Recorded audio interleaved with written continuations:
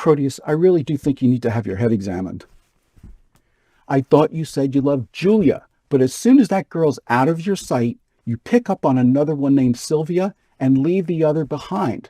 And if that wasn't bad enough, your best friend Valentine loves Sylvia and she loves him, even though her father wants her to marry that fool Thurio. See, that's the thing about love. It's not often easy and it's not often kind. Did you ever think about what this is going to do to your friendship with Valentine? You have to finally decide if you're really going to stab him in the back and tell Sylvia's father about their plans to elope. And do you even know if Sylvia's interested in you? Even if you tell her how you feel and say yes to one woman and let the other one ride back in Verona, there's so many changes and tears you must hide for betraying your friend and your supposed love, Julia. Well, listen to me. When it comes to women, sometimes there's one with deep gray eyes, cute as a bunny, with hair of perfect yellow down to here, or even here, and plenty of money. And just when you think she's the one in the world for you, your heart gets stolen away from that silly little girl. And sometimes you really dig a girl the moment you kiss her, and then you get distracted by your best friend's girl just because she's unattainable to you. Consider this. When Valentine is on his way to elope to Sylvia, let's just say in walks her father and takes him in line and says, "I banish thee. You better go back home to Verona, son, and make up your mind whether or not you're going to leave my daughter alone or be executed." This will all be on your head. And you call yourself a gentleman. So man up, Proteus. I don't know why this is so hard for you to understand. You're a grown man. I mean, did you ever have to make up your mind?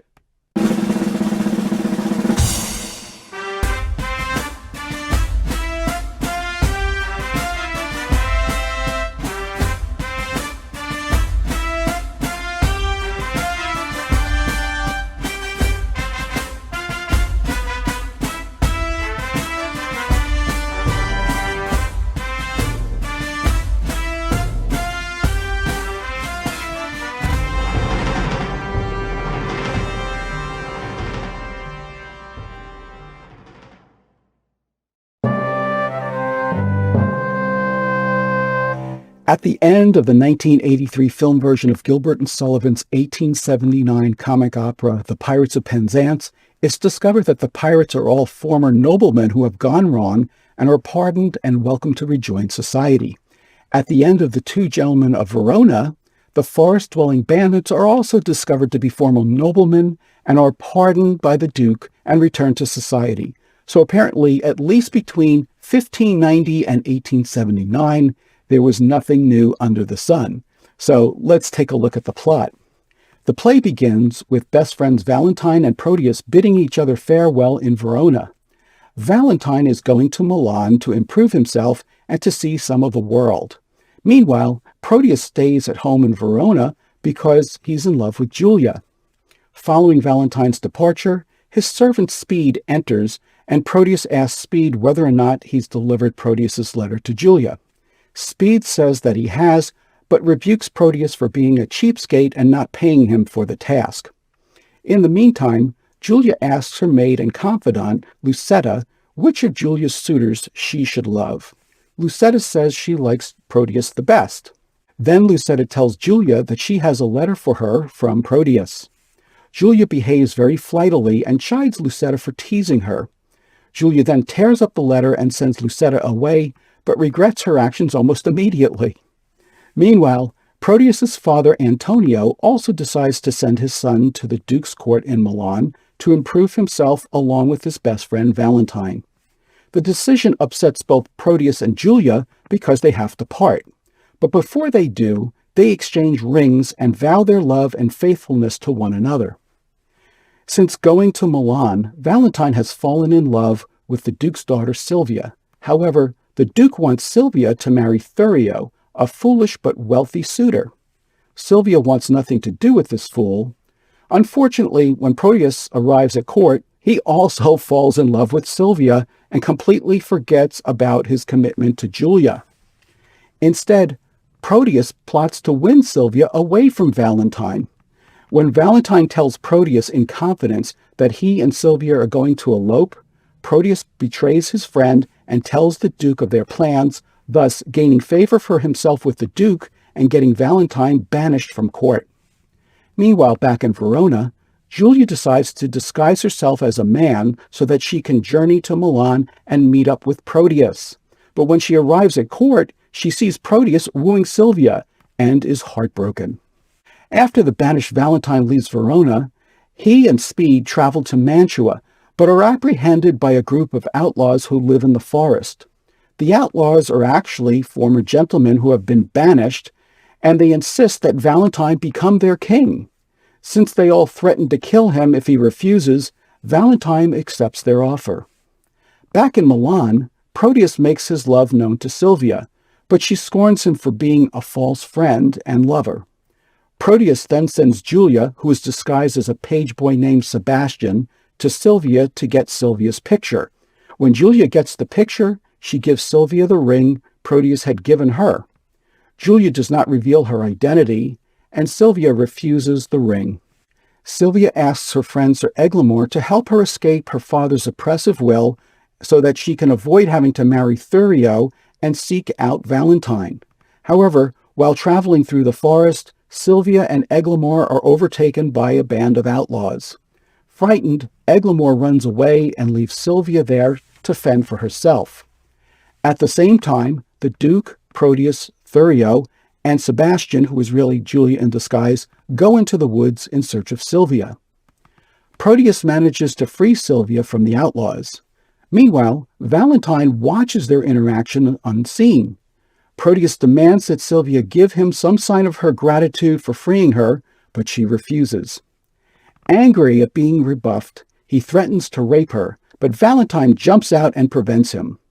Immediately, Proteus is ashamed of his despicable behavior and instantly apologizes to Valentine. Valentine immediately forgives him and offers to give Proteus Sylvia as a demonstration of their friendship, or so it seems. Suddenly, Sebastian faints and Proteus, Valentine, and Sylvia discover that it is really Julia in disguise. Proteus is overcome with emotions, realizes that he loves Julia more than Sylvia, and takes her instead. The Duke is disgusted when he sees that Thurio is a coward and says that Valentine is far nobler. He also gives him his blessing to marry Sylvia.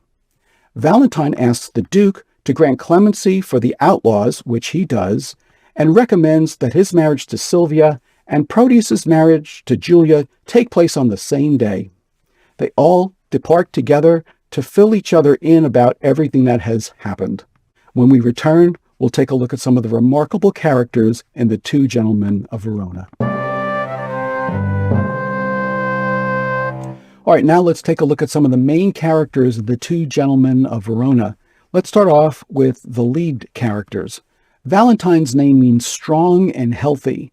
This also applies to his commitment to love. He proves himself to be a loyal and committed lover to Sylvia. Proteus, on the other hand, name means the changeable one. Although he professes to love Julia, he drops her like a hot potato once he gets a good look at Sylvia and realizes that his best friend is in love with her. That sounds pretty changeable to me. Julia is apparently an independent and well-to-do young lady of Verona. Her parents are never mentioned, and she decides to leave all of her lands to her waiting woman and confidant Lucetta when Julia leaves for Milan. Julia is also a bit immature, flighty, fickle, and a bit self-absorbed. Even after she hears Sylvia stand up for her, though Sylvia doesn't know that Sebastian is actually Julia in disguise, Julia still indicates that she'd like to scratch her eyes out of jealousy, or at least her picture's eyes out. Sylvia, on the other hand, is the beautiful and loving daughter of the Duke of Milan. She is in love with Valentine, and she's willing to risk life and limb to go through the forest full of bandits just to be with him. And despite Proteus's lame attempts to win her, she never wavers from her devotion to Valentine. Let's talk about Thurio and Sir Eglamour. Although Thurio is wealthy and the Duke of Milan initially wants him to marry Sylvia, he proves himself to be a coward when push comes to shove. He's not really what you would call marriage material. Sir Eglamour also turns out to be a coward when confronted with forest-dwelling bandits. However, let's give him some credit. Sylvia asks him for his help because she knows he has loved before in the past, and he's agreed to help her. He never threatens to rape her in the forest like Proteus does, but unfortunately, he did run away when he was outnumbered. Let's just say he's a lover, not a fighter. There's also Lance, Proteus's servant, who is always going off about his dog Crab. He's there for comic relief, but he's pretty dim-witted and very annoying. He's even willing to beat Valentine after he's been banished. Speed, on the other hand, is Valentine's servant.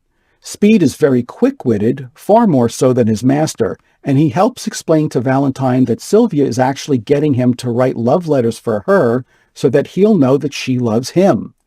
He serves to poke fun at the pathetic lovers and often comments on how love is blind, and so are they. When we return, we'll look at some of the plot devices and memorable scenes from The Two Gentlemen of Verona. The Two Gentlemen of Verona is believed by many to be Shakespeare's very first play, but that doesn't mean we won't see some of the same tried-and-true plot devices we've come to love in his later plays. First, we have a boy actor playing Julia, a young woman who disguises herself as a male page in order to keep her eye on her less-than-loyal boyfriend Proteus.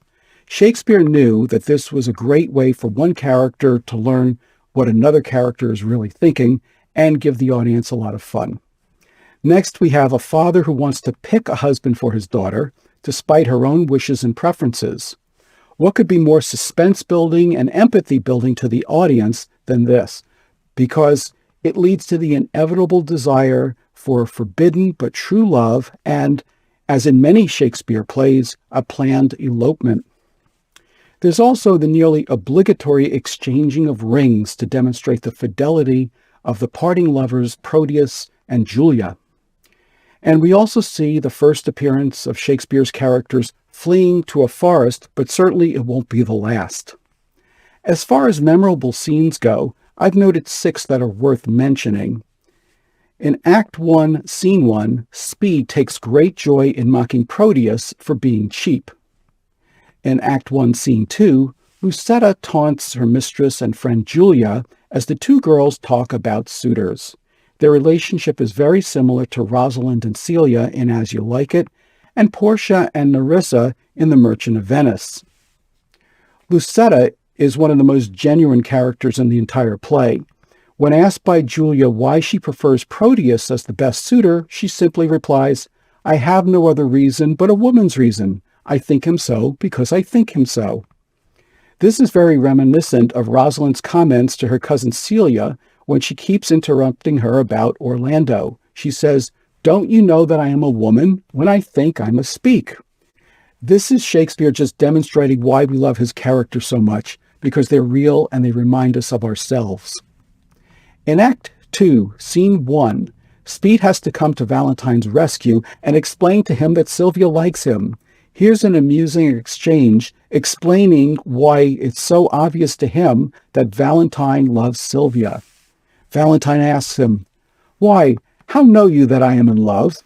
"Marry, by these special marks. First, you have learned, like Sir Proteus, to wreathe your arms like a malcontent, to relish a love song like a robin redbreast, to walk alone like one that had the pestilence, to sigh like a schoolboy that had lost his ABC, to weep like a young wench that had buried her grandam, to fast like one that takes diet, to watch like one that fears robbing, to speak puling like a beggar at Hallowmass. You were wont, when you laughed, to crow like a cock. When you walked, to walk like one of the lions. When you fasted, it was presently after dinner. When you looked sadly, it was for want of money. And now you are so metamorphosed with a mistress that when I look on you, I can hardly think you my master." This is very reminiscent of Rosalind describing a lover's qualities to Orlando in As You Like It. Act 4, Scene 2, Sylvia demonstrating her loyalty to Valentine and rebuking Proteus for his false love is also quite memorable. In Act 4, Scene 4, a disguised Julia encounters Sylvia, who demonstrates her honorable qualities and true love. In Act 5, Scene 4, Valentine rescuing Sylvia from Proteus and Julia revealing her true identity is by far the most memorable scene in the entire play. As you study The Two Gentlemen of Verona, you'll probably discover that Speed is the most enjoyable character in the play, and Sylvia is the most honorable character. Next up, we'll take a look at some of the major themes running through The Two Gentlemen of Verona. Two of the other themes that run heavily through The Two Gentlemen of Verona are fickleness and camaraderie. There's a lot of criticism of Proteus's character in the play, and rightfully so, but it wouldn't be fair not to also point out some of Julia's less than attractive qualities. For example, there is her fickleness when dealing with her trusted confidant and friend, Lucetta, who only wants the best for her. One moment, Julia is praising her for being a goodly broker for bringing Proteus's letter to her. The next, she's calling her a saucy minion and chiding her for her efforts. Is this any way to treat your maid? No wonder it's so hard to find good help these days. Proteus, we see, is also fickle, and he exchanges his affections for Julia to Sylvia after one brief encounter. Here he is in Act 2, Scene 6, when he determines not only to pursue Sylvia, but to throw his best friend Valentine under the bus and get him banished. To leave my Sylvia shall I be forsworn. To love fair Sylvia shall I be forsworn. To wrong my friend I shall be much forsworn. And even that power which gave me first my oath provokes me to this threefold perjury. Love bade me swear, and love bids me forswear. O sweet suggesting love, if thou hast sinned, teach me thy tempted subject to excuse it. At first I did adore a twinkling star, but now I worship a celestial sun. Unheedful vows may heedfully be broken, and he wants wit that wants resolved will to learn his wit, to exchange the bad for better. Fie, fie, unreverend tongue, to call her bad whose sovereignty so oft thou hast preferred with 20,000 soul-confirming oaths. I cannot leave to love, and yet I do. But there I leave to love where I should love. Julia I lose, and Valentine I lose. If I keep them, I needs must lose myself. If I lose them, thus find I, by their loss, for Valentine myself, for Julia, Sylvia. I to myself am dearer than a friend, for love is still more precious in itself. And Sylvia, witness heaven that made her fair, shows Julia a swarthy Ethiop.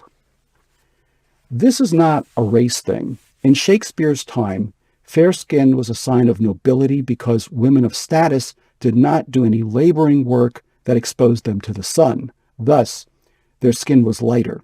But Shakespeare often uses example of light and darkness just to demonstrate contrast, as well as differences in height, like with Helena and Hermia in A Midsummer Night's Dream, or with Octavia and Cleopatra in Antony and Cleopatra. He continues, I will forget that Julia is alive, remembering that my love to her is dead. And Valentine, I hold an enemy, aiming at Sylvia as a sweeter friend. I cannot now prove constant to myself without some treachery used to Valentine. This night he meaneth with a corded ladder to climb celestial Sylvia's chamber window, myself in counsel his competitor. Now presently I'll give her father notice of their disguising and pretended flight, who all enraged will banish Valentine, for Thurio he intends shall wed his daughter. But Valentine being gone, I'll quickly cross by some sly trick, blunt Thurio's dull proceedings. Why would he care about crossing Thurio if he didn't bother him to cross his best friend Valentine? Love, lend me wings to make my purpose swift, as thou hast lent me wit to plot this drift. Speed is also a good friend to Valentine, even though he's a servant. There's also a camaraderie between Speed and Lance. After all, they're both servants to two best friends, but the two of them couldn't be more different. Speed gives good advice and is always trying to help his master Valentine, especially in the ways of love. Lance is just an annoying fool who almost beats Valentine for no reason, gives Lady Sylvia the wrong dog, and is always going off about his own dog, Crab, who is a disgusting creature that urinates at feasts and is always getting into trouble. Despite their hot and cold relationship, you can tell that Lucetta truly cares about Julia and wants her happiness, and it's also good to see that Julia eventually does right by Lucetta and promises to leave her all of her lands and goods when she leaves Milan to pursue Proteus. And even though Proteus allows love, or rather infatuation, to mistreat his lifelong friend Valentine, eventually the two make up and plan a double wedding. Let's just hope that Proteus can manage to stay true to Julia, at least past the honeymoon. This is by far a play about change, and there are many references to it.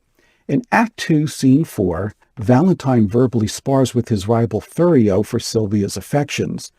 When she says to Thurio, "Do you change color?" Valentine says, "Give him leave, madam. He is a kind of chameleon." A chameleon is a lizard whose best-known unique quality is to change colors to match its surroundings. Throughout the entire play, Valentine pledges his love for Sylvia and never wavers, even after being banished by her father, the Duke. In Act 5, Scene 4, we see Sylvia demonstrate her disdain for Proteus's inconsistency to Julia and Valentine, and her constancy in loving Valentine. Sylvia says to him, "Had I been seized by a hungry lion, I would have been breakfast to the beast, rather than have false Proteus rescue me. O heaven, be judge how I love Valentine, whose love's as tender to me as my soul, and full as much for more there cannot be. I do detest false perjured Proteus, therefore begone, solicit me no more." And Proteus responds, "What dangerous actions stood it next to death would I not undergo for one calm look? Oh, 'tis the curse in love, and still approved when women cannot love where they're beloved."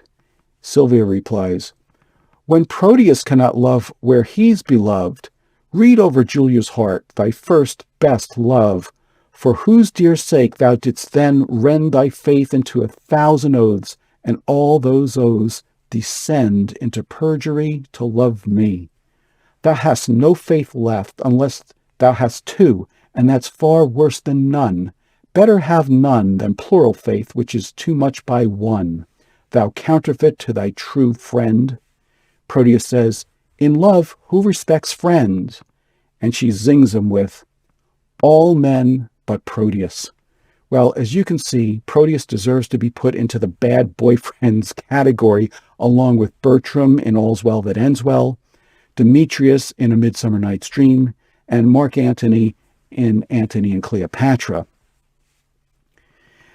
If we're going to talk about constancy, we need to mention Sir Eglamour. We learned that Sylvia turned to him to help her find Valentine because he's a gentleman whose true love has died and has since taken a vow of chastity. Even though he doesn't have a big part and he turns out to be a coward, his intentions were good. And although Julia certainly deserves better treatment from Proteus, let's not forget that she could be very inconstant to her loyal servant and confidant Lucetta. When we return, we'll take a look at some of Shakespeare's most powerful lines from The Two Gentlemen of Verona. Before we look at the most powerful lines in the play, I want to point out that the Duke of Milan revokes his punishment at the end of the play so that the lovers can get married. Shakespeare loves this concept of dukes commuting sentences and pardoning injustice to ensure that there's a happy ending, as we see with Duke Frederick in As You Like It, Duke Theseus in A Midsummer Night's Dream, Duke Solinus in The Comedy of Errors, and Duke Vincentio in Measure for Measure. Early on in the play, Shakespeare gives us a glimpse into Proteus's self-examination. This is Act 1, Scene 1, right after Valentine leaves to better himself in Milan, and Proteus stays behind because he's in love with Julia. He after honor hunts, I after love. He leaves his friends to dignify them more. I leave myself, my friends, and all for love. Thou, Julia, thou hast metamorphosed me, made me neglect my studies, lose my time, war with good counsel, set the world at naught, made wit with musing weak, heartsick with thought. And of course, loyalty isn't Proteus's only shortcoming, and Shakespeare lets us see that Proteus is, as they say on Seinfeld, careful with money. Here's Speed needling Proteus about his cheapness. Proteus says, "Beshrew me, but you have a quick wit." Speed says, "And yet it cannot overtake your slow purse." In Act 5, Scene 4, there are many highlights, but let's look at Julia confronting Proteus after revealing her true identity and forcing him to reveal and examine his true self. When he asks where she got the ring he had given Julia, she says, "And Julia herself did give it me, and Julia herself had brought it hither." And she reveals that it's really her in disguise. "How? Julia?" And she says, "Behold her that gave aim to all thy oaths, and entertained them deeply in her heart. How oft hast thou with perjury cleft the root? O Proteus, let this habit make thee blush.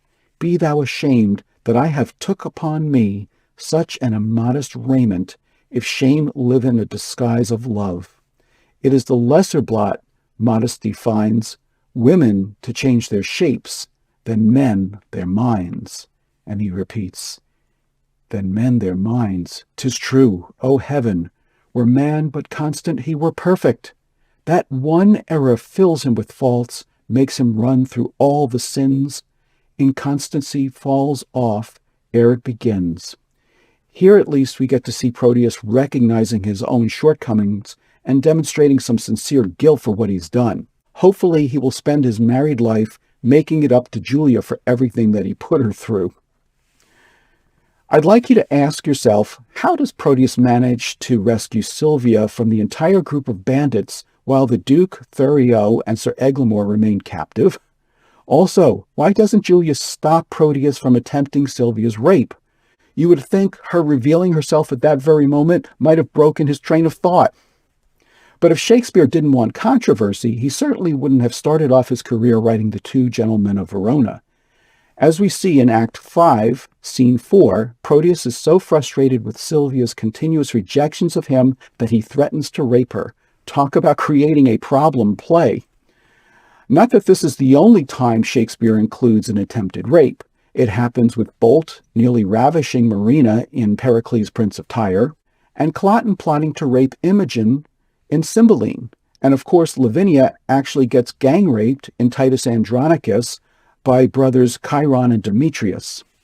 And although Proteus apologizes to Valentine for betraying his friendship, he never apologizes to Sylvia for his actions. Why is this? Well, it has to do with the bro code. In Shakespeare's time, the bonds between male friendship were considered much stronger than the relationships between men and women. But this wasn't new. In Christ's time, the married apostles provided for and left their wives behind in order to follow Jesus. The main reason men were so close in Shakespeare's plays is because they had to be able to trust each other when they were going off to war, making legislature, banding together to overthrow tyrants, and rounding up conspirators. If you couldn't trust your friends, you might find yourself beheaded or executed in the history plays or stabbed to death in the tragedies. We see evidence of this close male bonding with Romeo, Benvolio, and Mercutio in Romeo and Juliet, Antonio and Bassanio in The Merchant of Venice, Arcite and Palamon in The Two Noble Kinsmen, Hamlet and Horatio, Julius Caesar and Mark Antony, and Don Pedro, Claudio, and Benedict in Much Ado About Nothing. In fact, when Beatrice first asks Benedict, "Kill Claudio," his response is, "Not for the wide world." Even in Henry V, the boy says that Bardolph and Nym are sworn brothers in filching. In other words, they're as thick as thieves. But the female characters often had very close friendships as well, no doubt because they found themselves in the same roles and had the same responsibilities, staying home and caring for their children while their husbands were away. We see this with Desdemona and Emilia in Othello, with Mistress Page and Mistress Ford in The Merry Wives of Windsor, with Portia and Nerissa in The Merchant of Venice, and of course with Rosalind and Celia in As You Like It. I believe this is the reason Shakespeare felt it was more important for Proteus to apologize for betraying Valentine's friendship than for attempting to rape Sylvia. But as you can see, when that male bond has been restored, it seems to be implied that all the other trespasses have also been forgiven. Well, at least I've given you something else to think about. When we return, we'll look at some of the major turning points in this play, as well as some of the correlations to other Shakespeare plays. All right, now let's look at some of the major turning points in this play. Everything seems to be going smoothly until Proteus's dad decides to send him away from his love, Julia. Still, that would have been all right if he didn't decide to fall in love with Sylvia as soon as he sees her and betray his best friend, Valentine. Next, we have the banished Valentine, who is on his way to Mantua with speed and runs into some forest-dwelling bandits who are not only impressed by him, but make him an offer he can't refuse, to join them and be their king or to die. Now, that's what you call a major turning point in life. Note, this is the only real time that Valentine changes throughout the entire play, unless you want to count when he falls in love with Sylvia. There's another major turning point in Act 4, Scene 4, when Julia, disguised as Proteus' servant Sebastian, must ask Sylvia for her picture to give to Proteus. Even though this is an awkward situation, Sylvia, unaware of Julia's true identity, reveals her genuine compassion for Julia, who she feels has been wronged by Proteus. But what's even more interesting is that this scene allows us to see that Julia has some vanity and anger issues to work out. This is what she says to herself immediately after leaving Sylvia. A virtuous gentlewoman, mild and beautiful. Here is her picture. Let me see. I think if I had such attire, this face of mine were full as lovely as is this of hers. And yet the painter flattered her a little, unless I flatter with myself too much. Her hair is auburn. Mine is perfect yellow. If that be all the difference in his love, I'll get me such a colored periwig. This sounds a lot like Cleopatra asking questions about Octavia's appearance of her slave. Her eyes are gray as glass, and so are mine. Aye, but her forehead's low and mine is high. This sounds a lot like Hermia comparing herself with Helena in A Midsummer Night's Dream. I'll use thee kindly for thy mistress's sake, that used me so, or else by Jove I vow I should have scratched out your unseeing eyes to make my master out of love with thee. Remember, she's talking to the picture, not Sylvia. As you can see, Julia has some immature, petty, and childish qualities. However, none of these are the reasons why Proteus switches his affections to Sylvia. He does that out of inconstancy and a lack of fidelity. Even though this is no doubt one of Shakespeare's earliest plays, if not the earliest, he manages to include some content that we're going to see many times over in his other plays. For example, the Duke selects a poor choice of son-in-law for his daughter. We're going to see this over and over again with Master Page selecting Master Slender in The Merry Wives of Windsor, Cymbeline selecting Cloten in Cymbeline, Capulet selecting the County Paris in Romeo and Juliet, and Aegeus selecting Lysander in A Midsummer Night's Dream. Also, the bandits discover Valentine and instantly want him to be their king. Caliban wants Stephano to be his master in The Tempest. It's a very similar activity going on.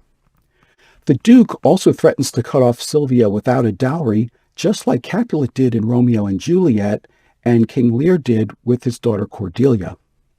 Speed, describing what a man in love looks like in a comical way, is very similar to Rosalind doing the same thing to Orlando in As You Like It. I love the confidential scenes in which one of Shakespeare's female characters is being encouraged to love by another close female character.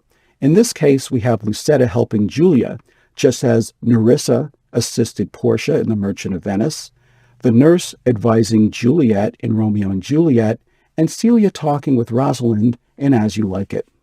And finally, if you listen to Valentine's opening lines in Act 5, Scene 4, they mirror the same sentiments that Duke Sr. shares with his loyal noblemen after they settle into the forest of Arden and learn to appreciate the simplicity of life in their woodland surroundings. When we return, we'll look at some interesting facts about the two gentlemen of Verona. In preparing to do this episode, I did some research and I came across some interesting facts. The Two Gentlemen of Verona is believed by many to be Shakespeare's very first play, and it's also thought to have been written in the early 1590s. And ironically, in his last play, The Two Noble Kinsmen, two best friends, Archite and Palamon, also fight over the same woman, Emilia. The more things change, the more things stay the same.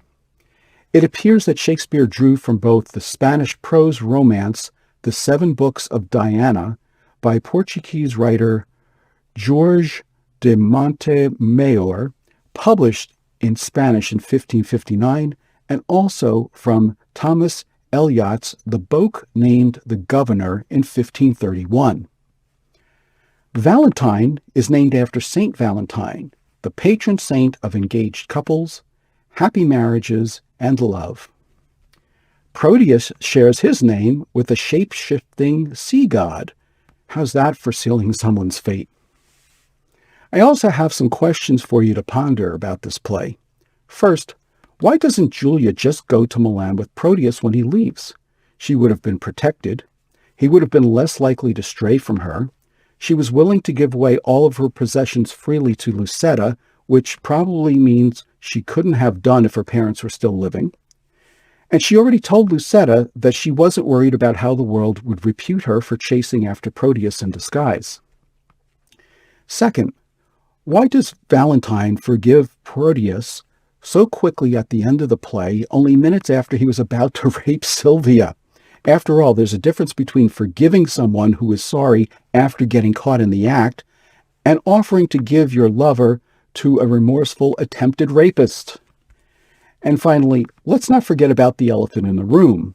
Proteus apologizes for betraying Valentine's friendship, but never apologizes for attempting to rape Sylvia, especially since he was going to do so in front of his servant, Sebastian, who just happens to be his future wife, Julia, in disguise.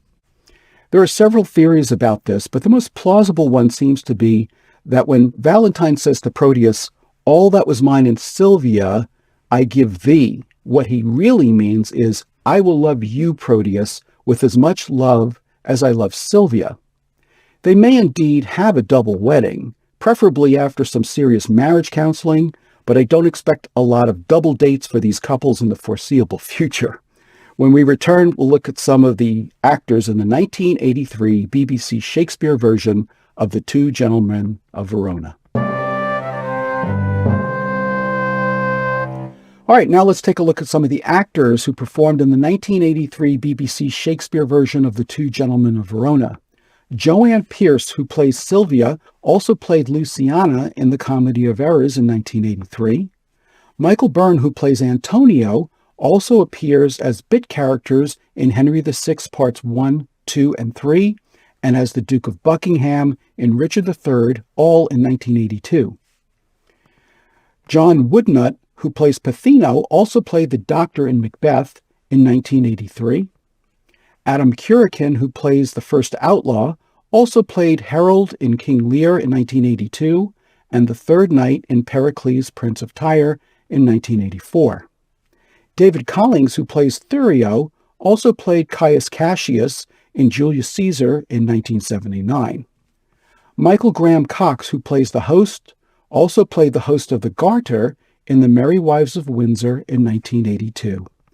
And finally, Tessa Peake Jones, who plays Julia, also played Mrs. Summerlee in the 2001 A&E miniseries The Lost World, along with Robert Hardy, who played Sir Toby Belch in the BBC version of Twelfth Night in 1979, and Bob Hoskins, who played Iago in the BBC production of Othello in 1981. Now stay tuned and get ready for today's trivia challenge, which is called Reunited. All right, now it's time for today's trivia challenge, which is called Reunited. Name the plays in which these mothers, fathers, and children are reunited. Number 1, Amelia, Aegean, Antipholus of Ephesus, and Antipholus of Syracuse. Number 2, Hermione, Leontes, and Perdita. And number 3, Thaisa, Pericles, and Marina. When we get back, I'll have the answers for you, as well as some relevant lessons from the two gentlemen of Verona. Okay, now let's see how you did on today's trivia challenge, which was called Reunited. You were to name the plays in which these mothers, fathers, and children are all reunited. Number 1, Amelia, Aegean, Antipholus of Ephesus, and Antipholus of Syracuse. That was the Comedy of Errors, of course. Number 2, Hermione, Leontes, and Perdita. That was The Winter's Tale. And number 3, Thaisa, Pericles, and Marina. And that was, of course, from Pericles, Prince of Tyre. Shame on you if you didn't get the last one. All right, as we wrap up for today, let's look at some relevant lessons from the two gentlemen of Verona. First, practice your congruency. Your words must always match your actions, not only when you're talking to the same person, but with whomever you're talking to. And remember, if you have integrity, nothing else matters. If you don't have integrity, nothing else matters. Next, when it comes to making vows, make sure that you keep yours. It's a terrible thing when you make a lifelong commitment to someone and don't keep your word. You need to be able to demonstrate that you can trust yourself before anyone else can trust you. And finally, be willing to forgive your friends their trespasses. To thine own self be true, as Polonius said. Certainly, you're going to disappoint a lot of people in your lifetime. Be big enough and gracious enough to practice forgiveness when the shoe is on the other foot. And remember, the best way to have a good friend is to be a good friend. I'm Dave Romeo, and thank you for watching this episode of Romeo and Shakespeare. Please join me next time when a Danish prince gets a frightening message from his father's ghost and has been brooding ever since.